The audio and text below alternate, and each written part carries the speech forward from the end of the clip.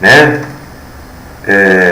Não sei o que é, tá picotando, mas o pessoal está cuidando disso lá. Eu acho que daqui a pouquinho já vai estar tudo resolvido. Vamos então orar, vamos então falar com Deus, buscando a graça e a direção de Deus nosso Senhor para esta programação, né? Buscando que a gente verdadeiramente faça um culto a Deus, não um culto a homens, né? Não essas coisas absurdas e estapafúrdias que a gente ouve por aí, né? E é interessante, né? Como o homem vai ficando com a cabeça cauterizada, que ao invés de mudar, né? Ao invés de ter a humildade de reconhecer,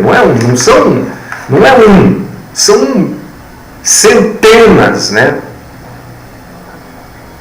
E os seus seguidores também, aqueles que ajudam, às vezes jovens, né? Arrastando famílias e se arrastando para a perdição. Então, ao invés das pessoas mudarem, elas insistem no erro. Também é bíblico insistir no erro. É bíblico porque está escrito, né? Que muitos insistiram no erro. E muitos insistirão no erro. Acharão que o erro é a verdade, é o acerto. Mas você, meu irmão, minha irmã, livre-se de toda sujeira, livre-se de toda maldade, livre-se, irmão e irmã, de tudo aquilo que atrapalhe a sua comunhão com Cristo. Cristo fez o sacrifício único, o único sacrifício aceitável a Deus. Por causa disso que ele é chamado de Cordeiro Santo de Deus. Né? Qualquer sacrifício que venhamos a fazer, estaremos negando a suficiência do sacrifício de Cristo. Olha como é importantíssimo isso. Não se envolva com as pessoas com línguas de serpente. Que o Senhor Deus nos ilumine em tudo que é dito aqui, no entendimento claro e perfeito da Bíblia Sagrada.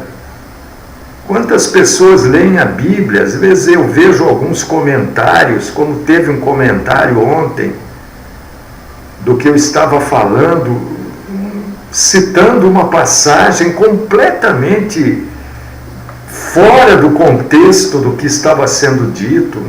Sabe, quando não tem ligação nenhuma, as pessoas infelizmente leem a Bíblia e não entendem, então não adianta, né? Não entendem, busquem entendimento.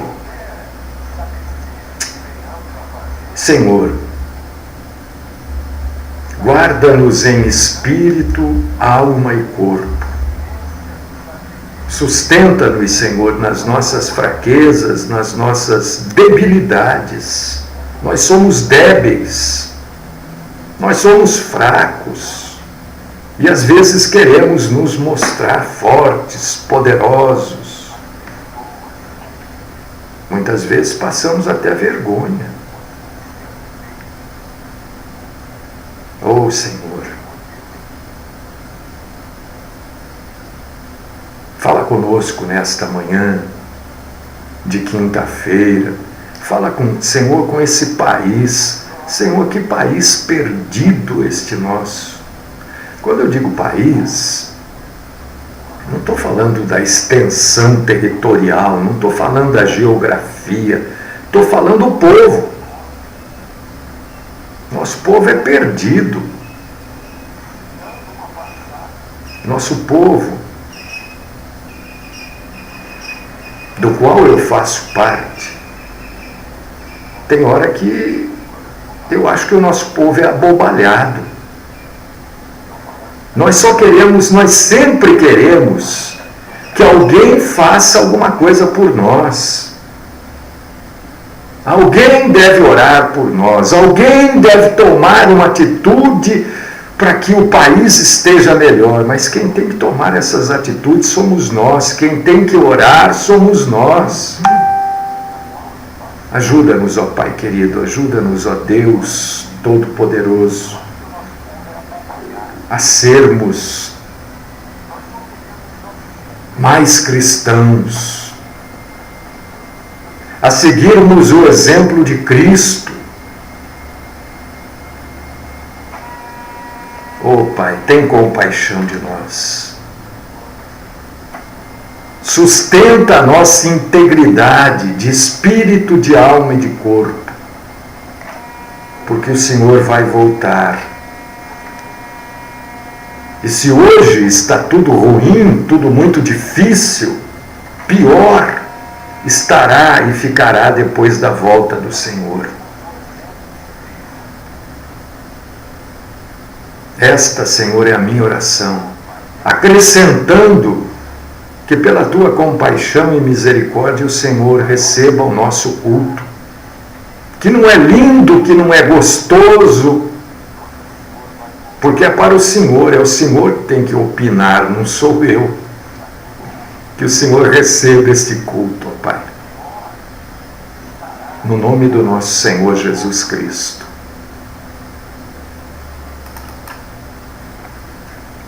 Amém.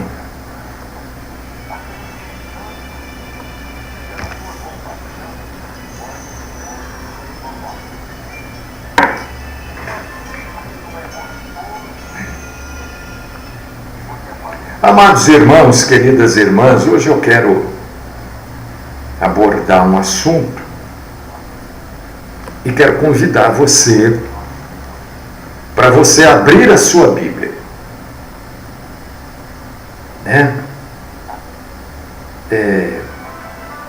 Quando a gente vai ler a Bíblia, eu vou falar aqui de um assunto, Eu não sei se na sua Bíblia tem, nas minhas Bíblias tem, mas na sua provavelmente também tenha.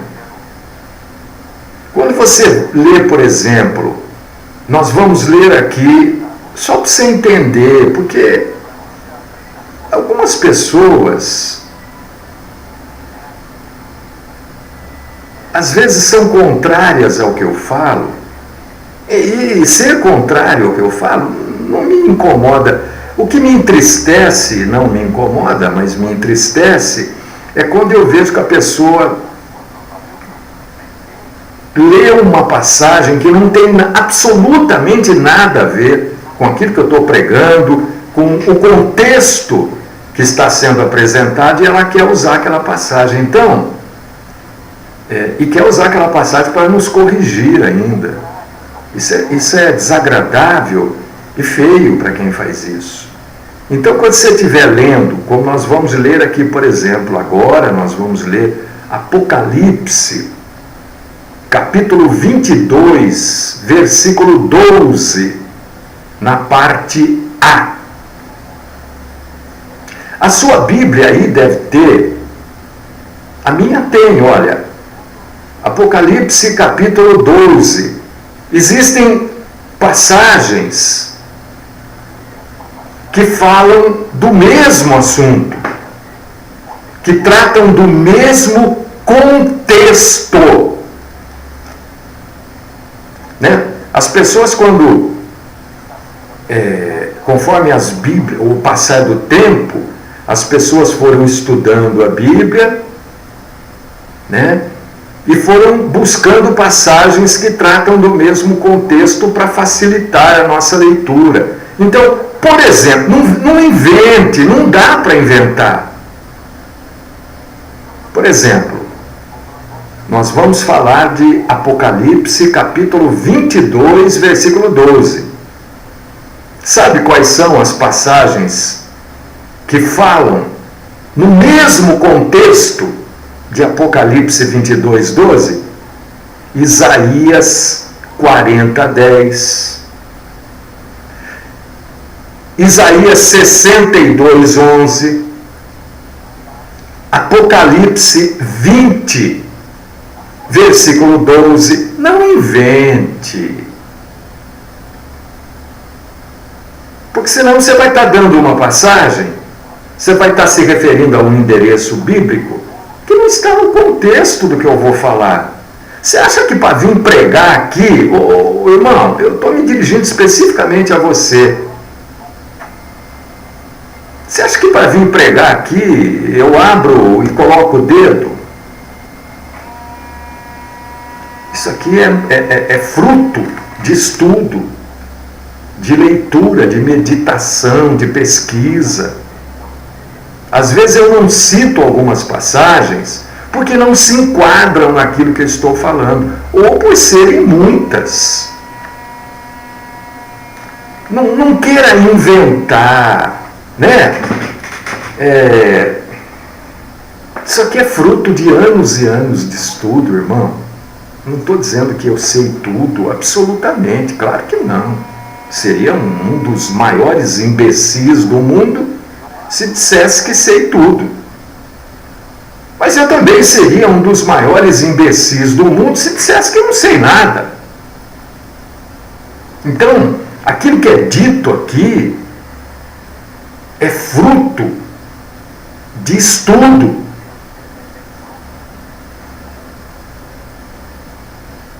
Então, tenha cuidado quando você vai corrigir, principalmente se você não entende aquilo que você lê, né? Para não ficar feio para você. Fica feio. Perguntar é uma coisa, agora corrigir é feio.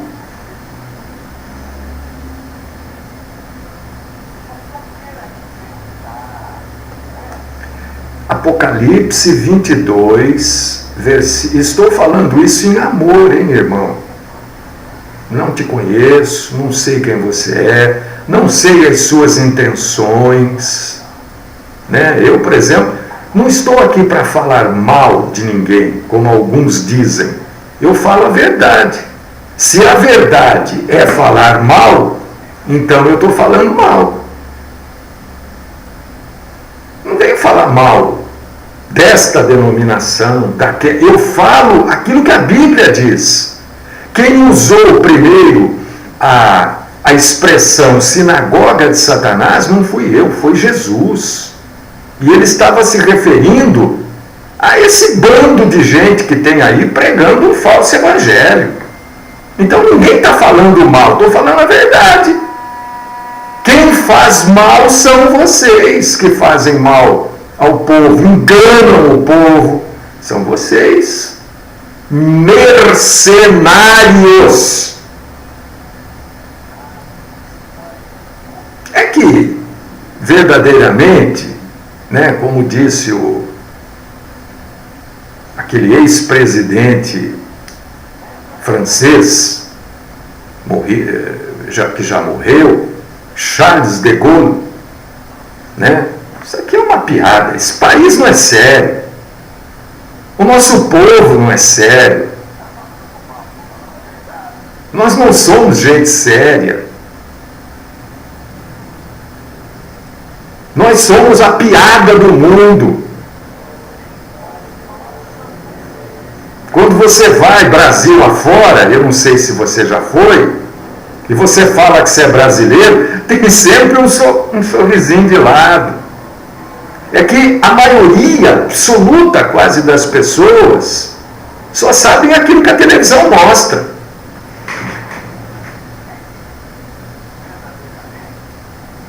Nós ainda vivemos no sistema de Sesmarias. Né? Sesmarias era divisão de terra, né? O imperador lá deu a terra para os amigos e os amigos distribuíam para os amigos. São as Sesmarias, né? Nós ainda vivemos assim. Todo o sistema de comunicação de áudio e vídeo do Brasil é distribuído para os amigos, é concessão. Só que eles fazem o que eles querem, enriquecem e ainda cobram de você, de mim. Bom, mas não vamos falar dessas coisas, vamos falar da Bíblia, vamos falar aqui de Apocalipse 22:12. Para falar de Apocalipse 22:12, eu convido você para abrir a Bíblia e ler comigo só a parte A, né? 22:12a. Eis que venho sem demora. É isso que Jesus fala. Eis que venho sem demora. Ó, irmão, é fruto de estudo, irmão, tá vendo? Ó, olha aqui para você ver, ó. Isso aqui é estudo. Quem que você acha que escreveu isso aqui? Foi você? Não, fui eu. E eu não escrevo para ler. Aqui são tópicos, para eu não esquecer. Olha quanto tópico tem aqui do que eu tenho que falar. Então, quando você for me corrigir, ou quando você quiser me corrigir, leia a Bíblia. Texto no contexto, senão fica feio demais para você.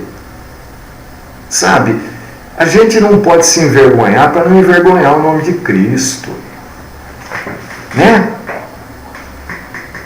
Então, eu quero falar de profecia hoje.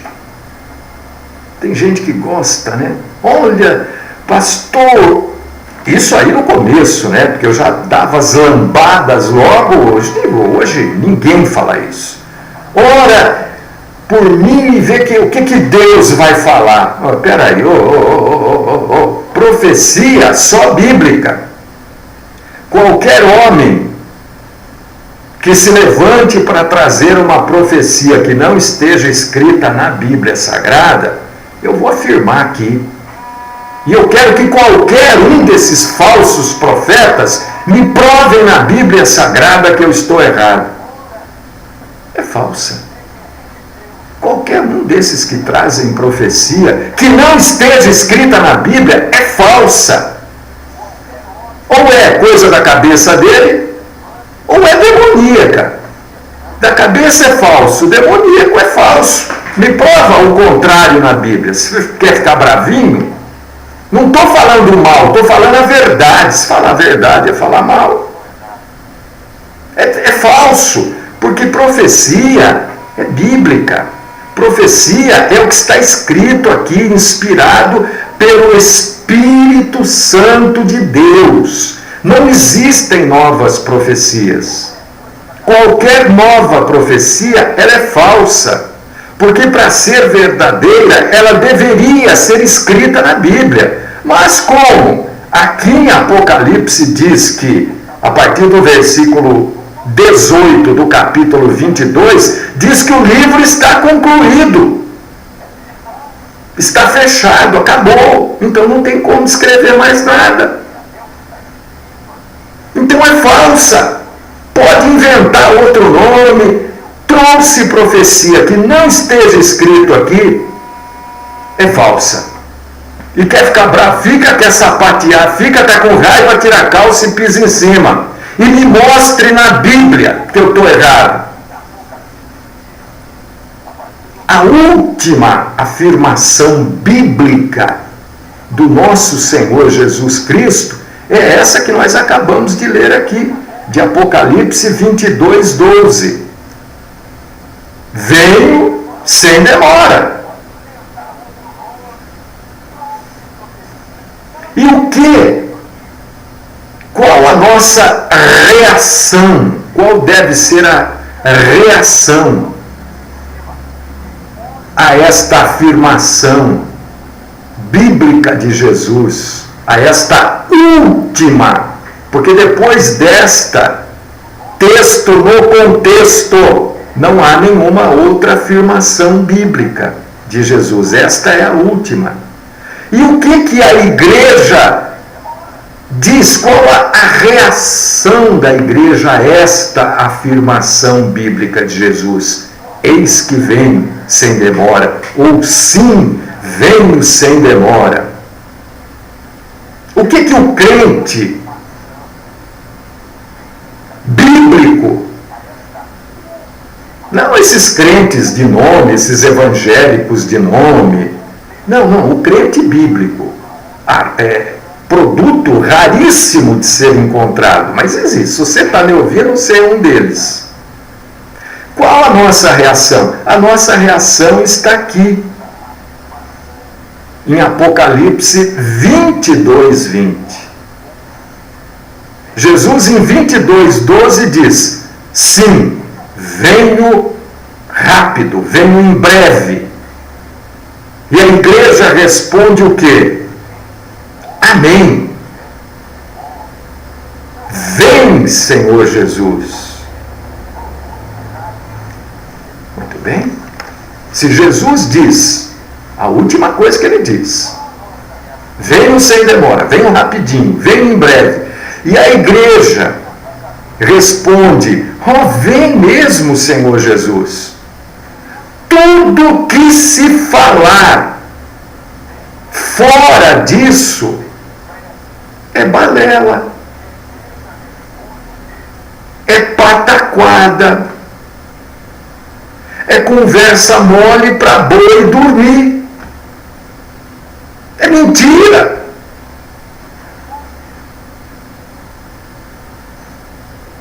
É falso.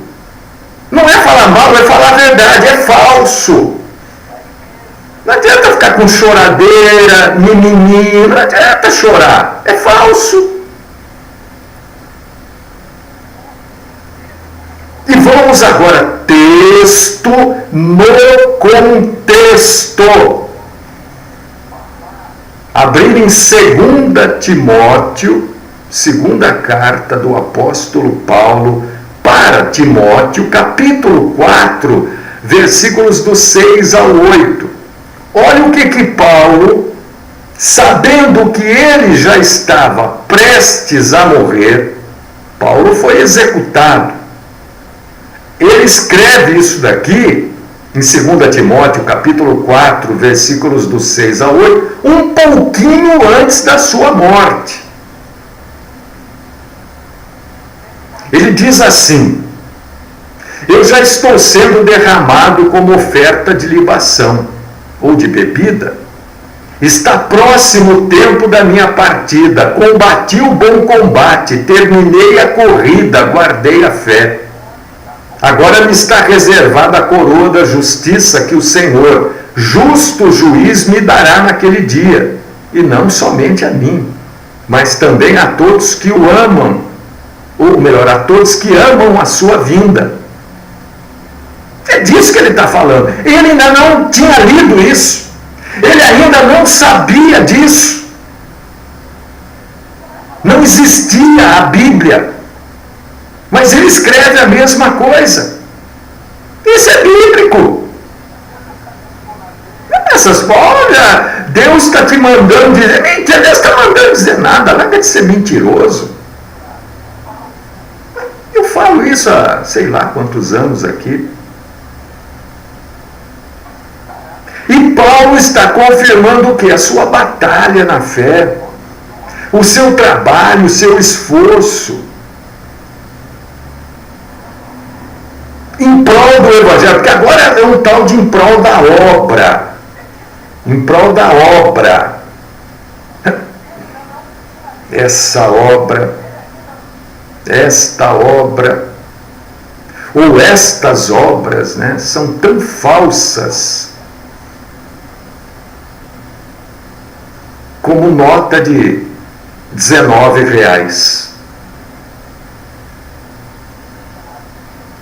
Assim como o apóstolo Paulo também amava a volta de Jesus, ele quer que a gente também ame e que seja proclamado este evento que é o próximo, a volta de Jesus. E que a gente trabalhe nesse sentido. Então a obra deve ser qual? Trabalhar nesse sentido, é óbvio. Mas não foi só Paulo que escreveu isso, sem conhecer o livro do Apocalipse, porque eles não conheciam. Depois isso foi juntado, foi acoplado, agregado às cartas de Paulo, carta de Pedro, o Evangelho de Mateus, e passou a existir um Novo Testamento. Mas até aqui eles não conheciam o livro do Apocalipse, estava sendo escrito lá. Ou seria escrito, vamos dizer assim, seria completado. E o apóstolo Pedro também escreveu antes da sua morte. Em 2 Pedro, capítulo 1, versículos do 14 ao 19. Porque eu sei que em breve deixarei este tabernáculo. Tabernáculo aqui, ele estava se referindo ao próprio corpo, já que o nosso corpo, o corpo do cristão verdadeiro, é templo, é tabernáculo do Espírito Santo, como o nosso Senhor Jesus Cristo já me revelou. Assim temos ainda mais firme a palavra dos profetas, e vocês farão bem se a ela prestarem atenção, como a uma candeia que brilha em lugar escuro, até que o dia clareie e a estrela da alva nasça no coração de vocês. Então, quando Paulo está dizendo aqui, quando Pedro, ou melhor, está dizendo aqui, em prestar atenção à palavra dos profetas, é a palavra dos profetas na Bíblia. Não é a palavra desses que um dia acordaram de manhã e resolveram que deveriam ser chamados de profetas. Porque quem que ungiu o sujeito a profeta? O maior unge o menor. Quem que ungiu o sujeito a profeta? A apóstolo. Quem que ungiu?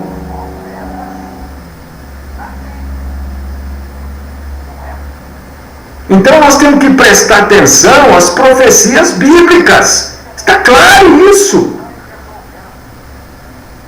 Só quem não lê a Bíblia, quem vai nessas denominações aí, nessas igrejas denominacionais, que é uma bobagem atrás da outra, hein? É uma asneira atrás da outra. Não tenho nenhum receio em trazer a verdade. Alguns dizem que eu falo mal. Então eu repito, se trazer a verdade é falar mal,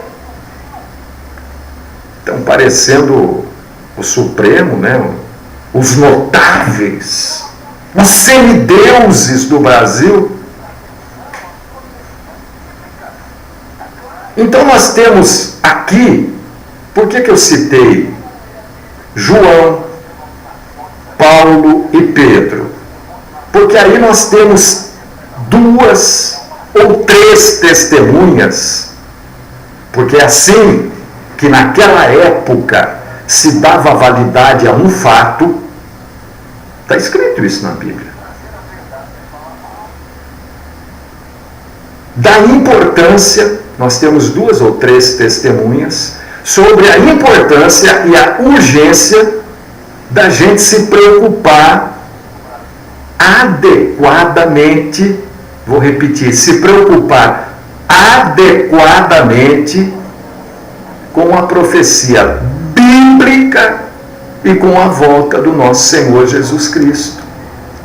Isso que eu acabei de falar, eu não tirei da minha cabeça, fraca, limitadíssima. Não, isso que eu acabei de falar, eu tirei da Bíblia. Está lá escrito em Mateus 18:16. E no Evangelho de João, capítulo 8, versículo 17.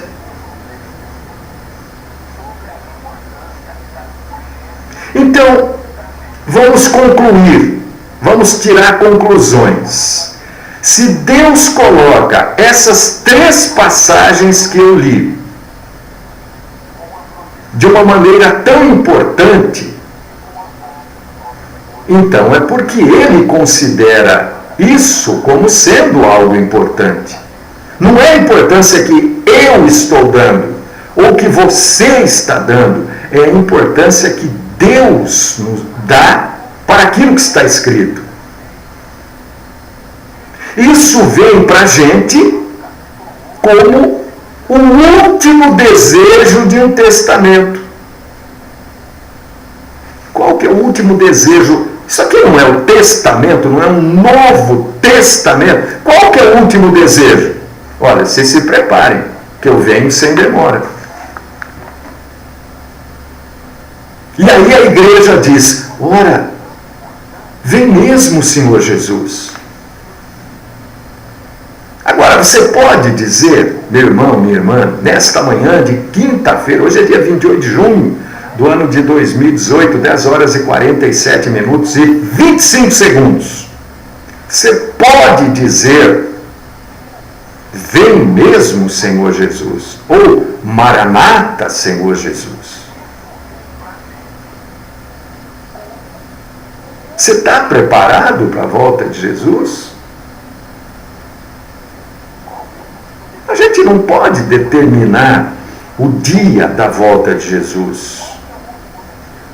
Então, o verdadeiro cristão, sabedor, apesar de que alguns ficam marcando, né? Os adventistas, por exemplo, já marcaram, acho que 3 ou 4 vezes a volta de Jesus. Erraram todas. E ainda tem gente que é adventista, nem sabe. O que quer dizer adventista? Advento, qual que é o advento? A volta de Jesus. Agora eles dizem que a Ellen White, né, que os adventistas seguem mais do que a Bíblia. A Ellen White escreveu, e eles seguem, que Jesus já voltou, mas está aí nas regiões celestiais. Essas coisas que a gente não consegue entender. Isso não é falar mal, isso é falar a verdade. Existe um ditado popular de que quem fala a verdade não merece castigo. Se alguém quiser me castigar, fique à vontade, mas eu não vou deixar de falar a verdade. Então a gente deve contar com a volta de Jesus sempre, como se fosse acontecer hoje, e pode acontecer hoje. Ou porque você acha o quê? Que porque está acontecendo a Copa do Mundo, Jesus não pode voltar hoje, ou não vai voltar hoje? Ah, não, Jesus não vai voltar antes das eleições? É isso que você está achando? Não. Eu não posso afirmar isso, ninguém pode. Nem que sim, nem que não. Mas através do Novo Testamento, através do evangelismo, da pregação do evangelho, aliás, é isso que a igreja deve fazer. A igreja não deve fazer nada, nenhuma outra coisa, a não ser pregar o evangelho. Tudo que a igreja faça, além de pregar o evangelho, abafa o que ela não faz, que é pregar o evangelho. Tem igreja que faz festa, comemoração, tem igreja que faz de tudo. Tudo, até curso tem dentro da igreja. Abafa a pregação do evangelho. Não, pastor, a gente faz isso para chamar as pessoas para o culto. Jesus fazia isso. Jesus, quando deu alimento para as pessoas, ele fez um milagre. E você?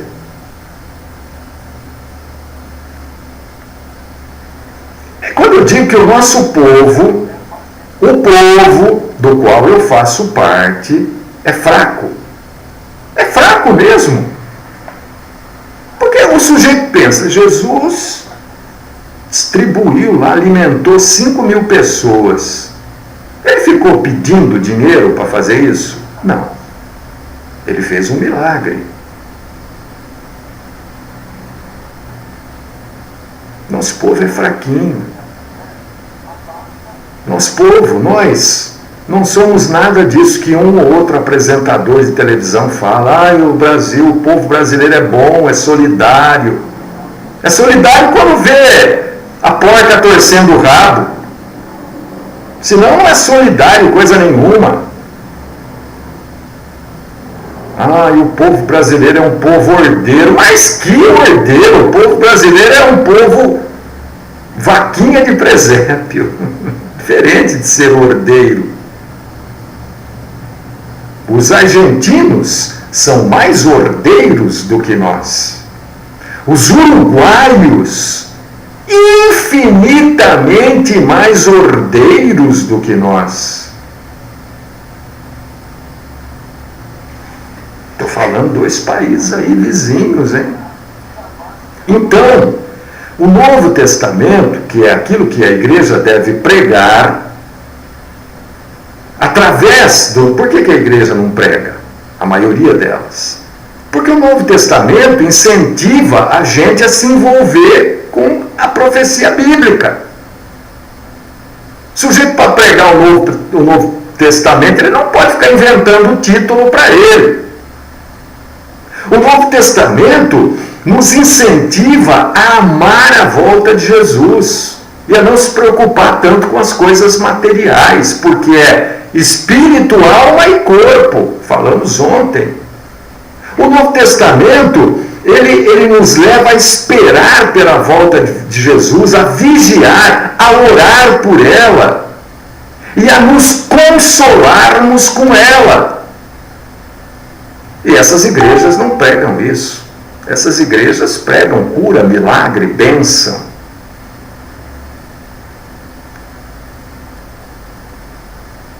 Este ensino sobre a volta de Jesus, meu irmão, minha irmã, não pode ficar em segundo plano.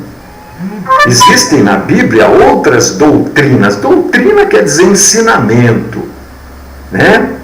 Mas a volta de Jesus não pode ficar em segundo plano frente às demais doutrinas importantes da Bíblia.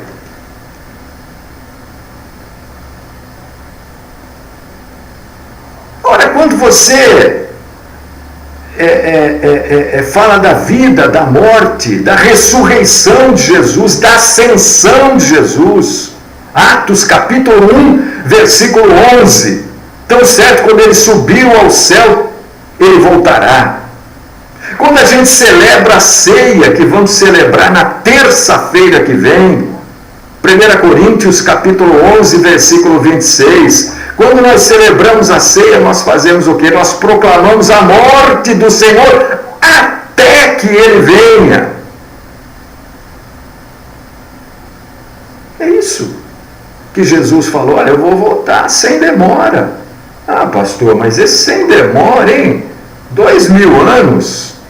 Ah, então, aí quando você fala isso, você se esquece de coisas que você já leu na Bíblia. Não pode se esquecer. Um dia, 1000 anos, 1000 anos, um dia.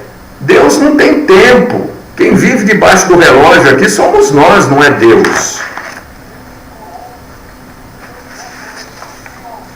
A primeira vinda de Jesus foi como o Cordeiro de Deus. E a obra redentora de Jesus no Gólgota não pode ser separado da glória da sua volta. Assim como a gente olha para a obra já realizada, nós não podemos nos esquecer que nós só estamos vivos a partir desta obra. A partir da morte e ressurreição de Jesus é que nós passamos a viver. Então nós devemos, ou deveríamos pelo menos, né, nos preocuparmos infinitamente mais com a volta. Porque aí se tornará visível a vida eterna. Então, quando Jesus fala de vencedores, né, que esses mercenários aí, né, é aqueles que até o fim perseveram nas coisas santas do nosso Senhor Jesus Cristo. E é isso que nós fazemos aqui todos os dias no rádio.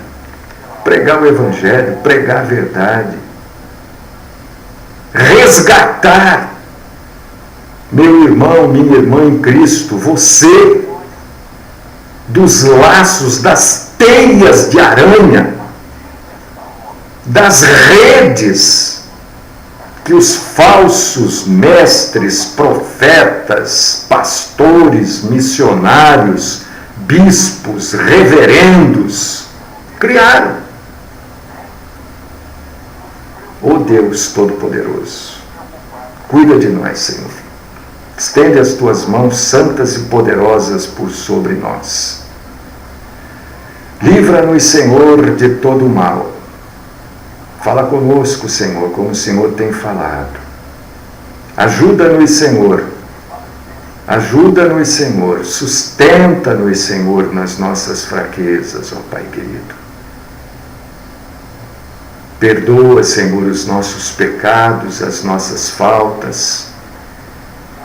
Ó Deus, querido e todo-poderoso. Ajuda-nos a vivermos pensando sempre na verdade. Espírito, alma e corpo. Livra-nos, Senhor, do mal. Afasta-nos, Senhor, de todos aqueles que proclamam a mentira como se fossem verdade. Esta é a minha oração. De glória, de louvor, de honra e de culto ao Senhor. No nome do Cristo Jesus. Amém.